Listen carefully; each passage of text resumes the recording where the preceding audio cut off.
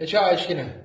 Yani ne madde dümmegi sallamış ha. Gitmiş ayarla koşturuyor yenamışsın. Küpür yükünü yatırmış aynamışsın. Murtsuğu sallamışsın. Olayım ucaklamışsın gene. Ne oğlum? Geçe aşkına. Eyleme bağdadım kaldı. Veya o kaşan kişimli benim. İnce kişimli benim. Yüce boy kişimli benim. Terkeği kişimli benim. Dur boymağı parsat. Dur yakçı. Hansı boymağı?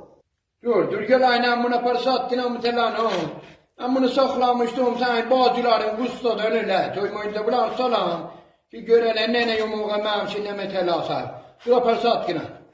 Yani tabal koy özüm yedim ha. Özüm yedim.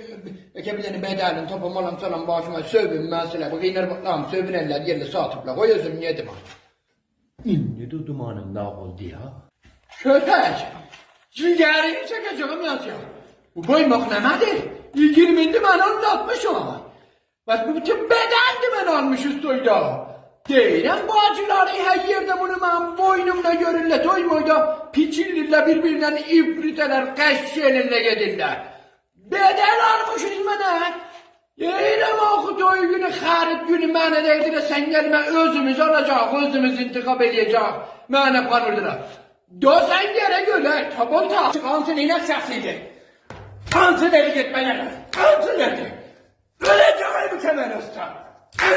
Valla bunlar bana ihbar ederdiler. Bunlar bana ne vurma. Dediler bu ağlı kendi teleşemedi. Delidi bilmez usta. Ne bilmeden ne maddelerine. Vurmayın.